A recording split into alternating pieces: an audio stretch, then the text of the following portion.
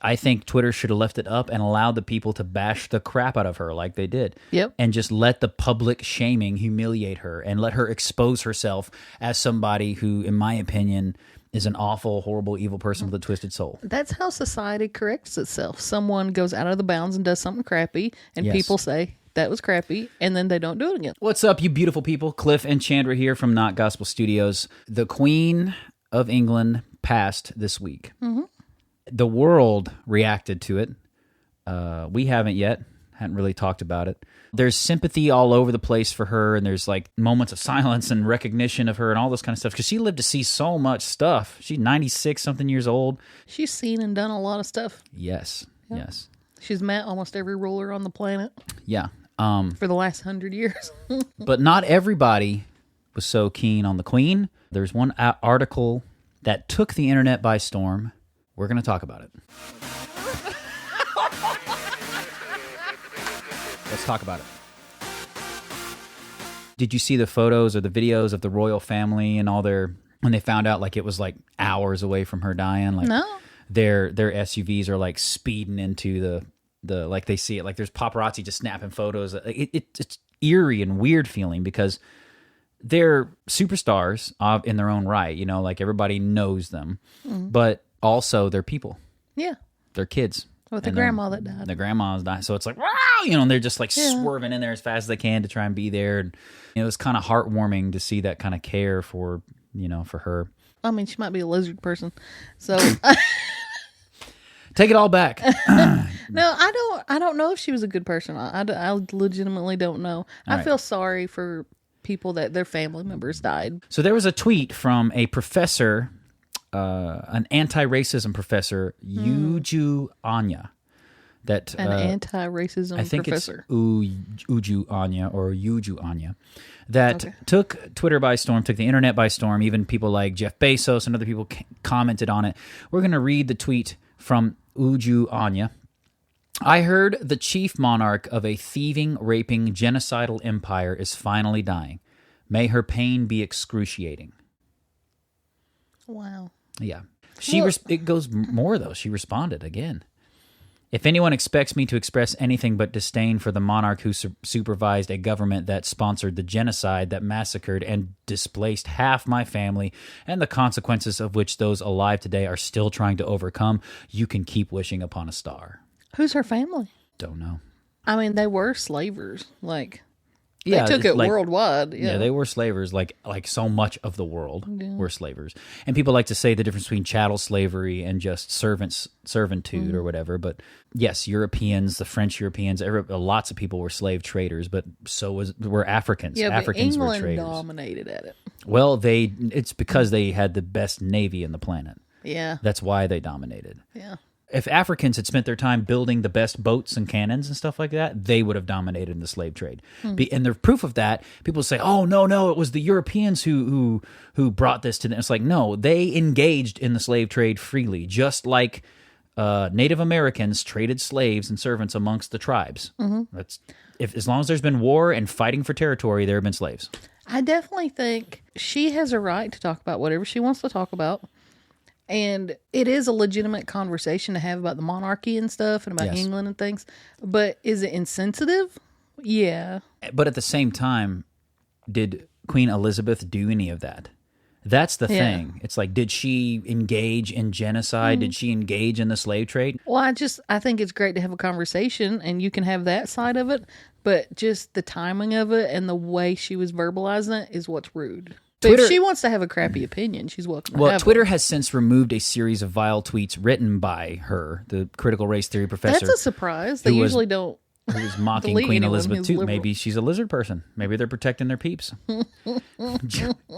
Uju Anya is an anti-racist teacher and associate professor at the Carnegie Mellon University in Pittsburgh, Pennsylvania, and she sparked outrage after calling the ailing queen the head of a thieving, raping, genocidal empire. Sounds like a lizard person. Oh, if that was your grandma.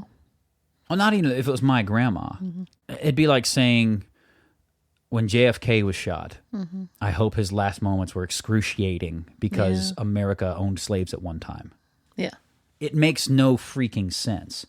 Like, for her to say that, I hope this queen just had a painful, god-awful death because England had slaves. It'd be like, all right, who are the leaders in Africa? You guys had slaves. I hope your leader has a horrible, god-awful death. It's like, are you kidding me? That's dumb. It is so dumb to me. It makes anti-racism look like racism. Kind of feels like she's saying, she's white, I hope her death was excruciating. Like... Yeah. I don't think I'd get along with her. Oh, no.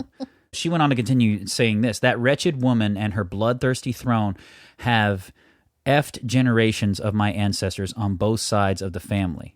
So she calls out the queen in particular. Okay, wow. And she supervised a government that sponsored the genocide my parents and siblings survived. May she die in agony. Yeah, I definitely think that's taking it too far. But the queen did profit, lived her whole life on enormous riches that was gained on slavery.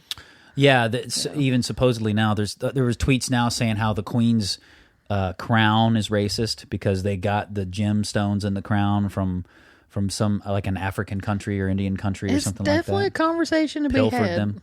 I think she's having it the wrong way, but there's a conversation to have about the monarchy. Here's, again, my thought is pretty plain. Like, did the people there in that tribe in India or whatever, they owned those gemstones because they just happened to be there? Or was their rights to those gemstones tied to whether or not they were positioned to defend them? I don't think the whole bully thing is a good thing to go with. If that's the case, that you got to give back everything that was not taken from your soil where you existed, then everybody's got to go back to the source spot. And then we'd all go back to Africa. Maybe. How far back we going? I guess. Yeah. Well, that's my point. Yeah. It's like just because somebody was on a piece of land means everything there was theirs. No.